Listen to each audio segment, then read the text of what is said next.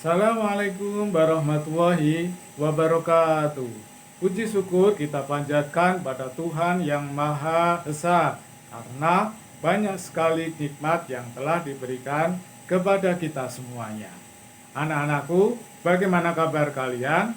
Saya harapkan kalian semuanya dalam keadaan baik, dalam keadaan sehat, dan dalam keadaan bahagia. Dan tetap bersemangat belajar, karena belajar itu hebat. Anak-anakku, kali ini Bapak akan mengajak kalian untuk mempelajari mengenai klasifikasi makhluk hidup. Saya ulangi, klasifikasi makhluk hidup. Setelah pembelajaran ini, saya harapkan kalian semuanya tahu apa itu klasifikasi makhluk hidup. Makhluk hidup di alam ini diklasifikasikan atau dikelompokkan apa saja. Dan saya harapkan kalian juga nanti setelah pembelajaran ini tahu ciri-cirinya. Nah, anak-anakku, sebelum pembelajaran kita mulai, saya ingin mengingatkan kalian tentang pelajaran yang lalu yang telah kita pelajari, yaitu ciri-ciri makhluk hidup. Masih ingat ciri-ciri makhluk hidup? Ya, betul. Ciri-ciri makhluk hidup diantaranya yang pertama adalah bernafas, yang kedua memerlukan makanan atau minuman, yang ketiga bergerak, yang keempat tumbuh dan berkembang, yang kelima berkembang biak mempunyai keturunan, yang keenam peka terhadap rangsang, yang ketujuh beradaptasi. Nah, anak-anakku, pembelajaran yang akan kita laksanakan ini adalah mengenai kelompoknya makhluk hidup. Makhluk hidup dikelompokkan apa saja yang mempunyai ciri-ciri kehidupan itu. Kita langsung saja pada pembelajarannya.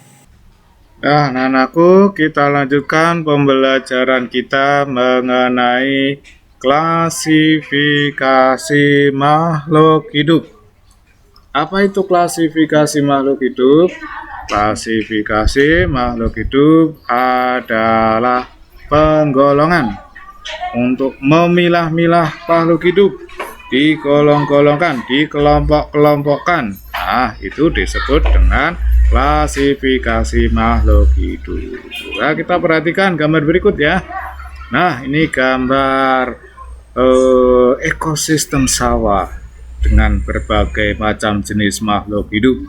Ada burung, ada orang berjalan, ada tanaman padi, dan tumbuhan-tumbuhan yang lain. Kita lanjutkan gambar berikutnya.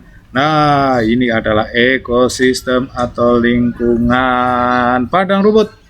Di situ banyak juga makhluk hidupnya. Binatang-binatang jenisnya banyak, dari yang besar-besar sampai yang kecil-kecil. Dari yang besar itu ada kuda, dari yang kecil ada semut, dan lain sebagainya. Banyak sekali jenisnya. Kita lanjutkan gambar yang selanjutnya.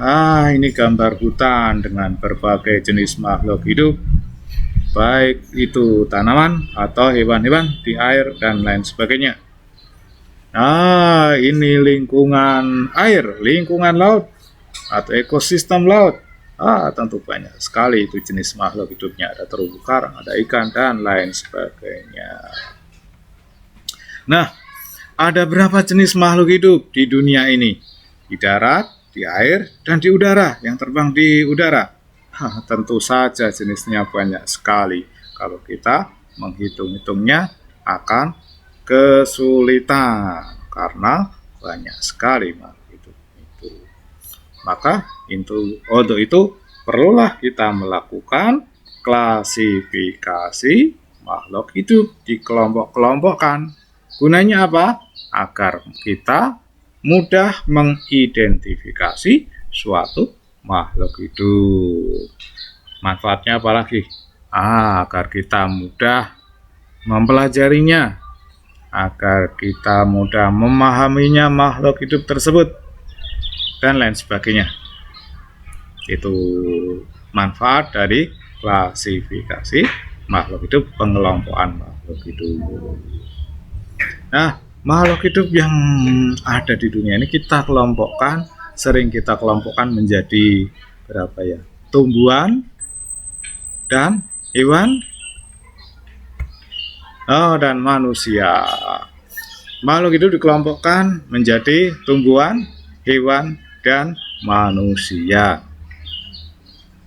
Nah, tumbuhan sering disebut dengan plantae, sedangkan hewan sering disebut dengan animalia. Nah, itu kelompok besar makhluk hidup. Kelompok besar makhluk hidup tersebut selanjutnya disebut dengan kingdom atau kerajaan. Kingdom atau kerajaan karena jenisnya banyak. Jadi yang pertama adalah kingdom plantae, jenis tumbuhan banyak sekali. Kingdom animalia, kerajaan hewan atau kerajaan animalia, jumlahnya dan jenisnya juga banyak lagi. Sedangkan bagaimana dengan manusia?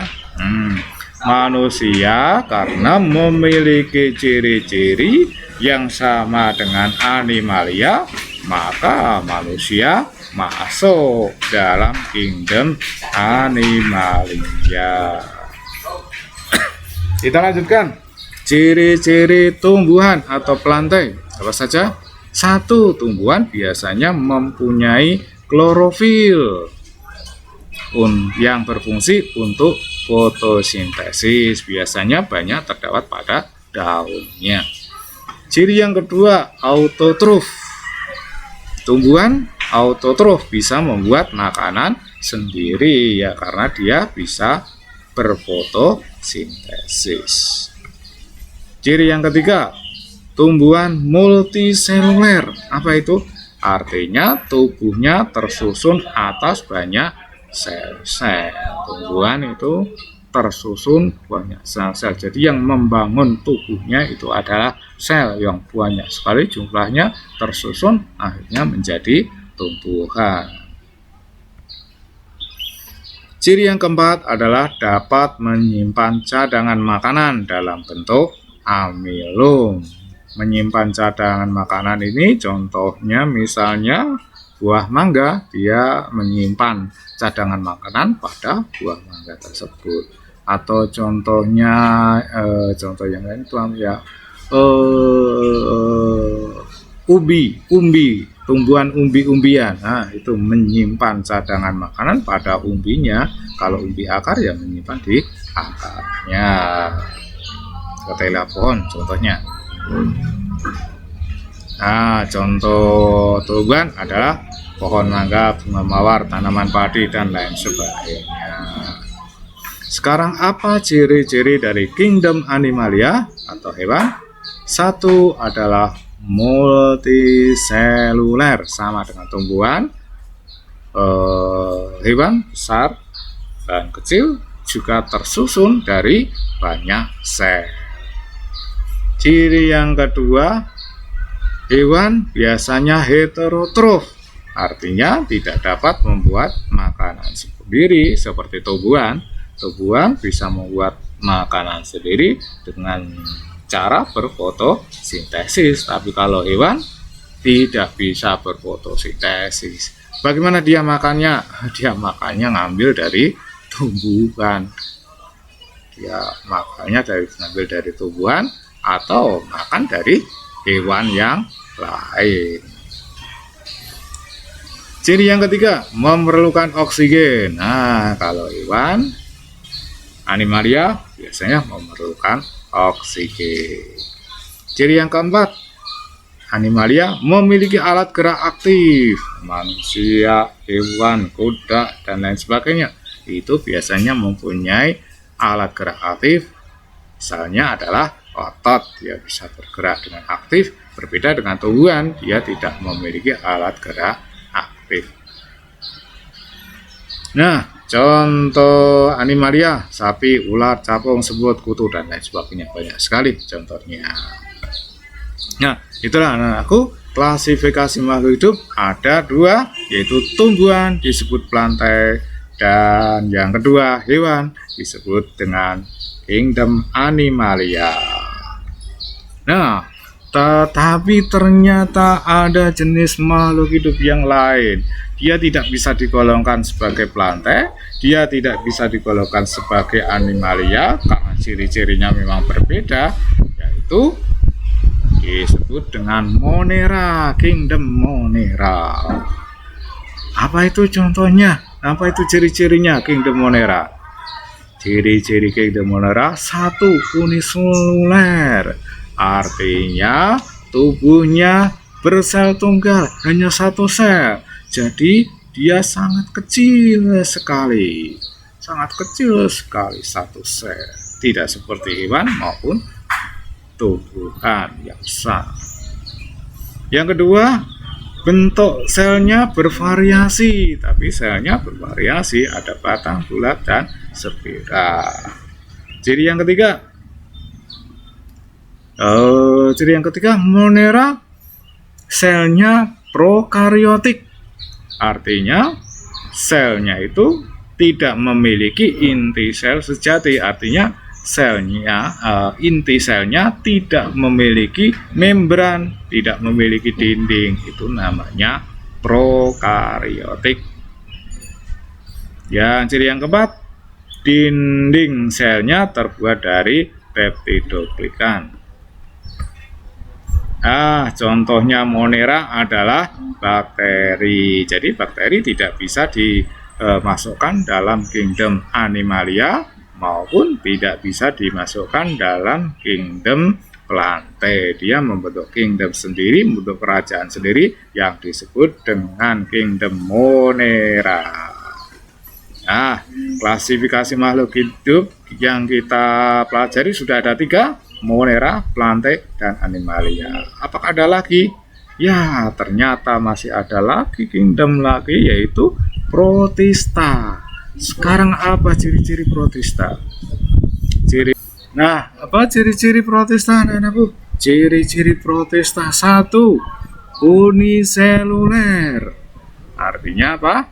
Ada juga yang multiseluler. Artinya protista itu ada yang kecil, sel tunggal, tapi ada juga yang sel banyak, tapi selnya belum terdiferensiasi, artinya selnya sama saja bentuknya, tidak seperti pada tumbuhan atau pada hewan yang selnya jenisnya macam-macam. Selnya sudah ada berbagai macam jenis tentunya. Kita lanjutkan, ciri yang kedua adalah eukaryotik, memiliki membran inti. Nah, ini bedanya protista dengan Monera. Kalau Monera selnya belum memiliki membran inti sel, tetapi kalau protista sudah memiliki membran inti sel. Nah, perhatikan ya, ini. Ciri yang ketiga adalah autotrof, artinya dapat membuat makanan sendiri. Tapi ada pula yang heterotrof, yang tidak bisa membuat makanan sendiri. Ada yang seperti plantae bisa membuat makanan sendiri, ada yang heterotrof seperti animalia tidak bisa membuat makanan sendiri. Ciri protista itu apa? Cirinya rhodophyta atau alga merah dan protozoa, itu adalah contoh protista. Baiklah anak-anak, kita lanjutkan klasifikasi makhluk hidup. Sudah kita dapatkan ada 4 kerajaan, yaitu Kingdom Monera, Kingdom Protista, Kingdom Plantae, dan Kingdom Animalia. Apakah masih ada lagi jenis makhluk hidup? Ternyata masih ada satu lagi kingdom, yaitu Kingdom Fungi. Fungi ini dibuat kelompok sendiri, dibuat kerajaan sendiri, karena dia memiliki ciri-ciri yang khusus yang tidak sama dengan Monera, tidak sama dengan Protista, tidak sama dengan Plantae, dan tidak sama dengan Animalia. Lalu apa ciri-ciri fungi? Ciri-ciri fungi: 1. Dia tidak memiliki klorofil. Fungi itu seperti tumbuhan, seperti plantae, tapi dia tidak memiliki klorofil, tidak memiliki hijau daun, dia tidak bisa berfotosintesis. Tentu saja dia bersifat heterotrof. Terus tidak dapat memasak makanan sendiri. Bagaimana dia makan? Biasanya dia menempel pada sisa-sisa makhluk hidup atau makhluk hidup lah. Misalnya dia menempel pada jamur-jamur, pada pohon-pohon yang sudah mati, itu bisa. Ciri yang ketiga, eukariotik. Nah, dia sudah memiliki dinding inti sel. Kemudian ciri yang keempat, uniseluler dan multiseluler. Artinya jamur itu macam-macam. Ada yang besar kelihatan, misalnya jamur merang, jamur kubing. Tapi ada yang kecil, hanya satu sel, uniseluler. Biasanya kadang-kadang jamur yang kecil-kecil ini bisa membuat penyakit, misalnya jamur panu. Kemudian ciri yang kelima adalah dinding sel tubuh tersusun dari zat kitin. Itu ciri-ciri dari kingdom fungi. Contohnya jamur merah. Nah, demikianlah anak-anakku, klasifikasi makhluk hidup ada 5. 1. Kingdom Monera, 2. Kingdom Protista, dan 3. Kingdom Fungi, dan yang keempat Kingdom Plantae, sedangkan yang kelima Kingdom Animalia. Itu pengelompokan makhluk hidup yang biasanya sekarang dipakai oleh orang, yaitu makhluk hidup dikelompokkan menjadi 5. Bagaimana anak-anakku pembelajaran tadi tentang klasifikasi makhluk hidup atau pengelompokan makhluk hidup? Saya harapkan kalian semuanya sudah jelas. Dari pembelajaran tadi dapat kita ambil kesimpulan bahwa makhluk hidup digolong-golongkan atau diklasifikasikan menjadi 5 golongan besar. Yang pertama adalah Kingdom Monera, yang kedua adalah Kingdom Protista, yang ketiga adalah Kingdom Fungi, yang keempat adalah Kingdom Plantae, dan yang terakhir, yang kelima adalah Kingdom Animalia. Demikian anak-anakku pembelajaran kita kali ini, mudah-mudahan bermanfaat. Assalamualaikum warahmatullahi wabarakatuh.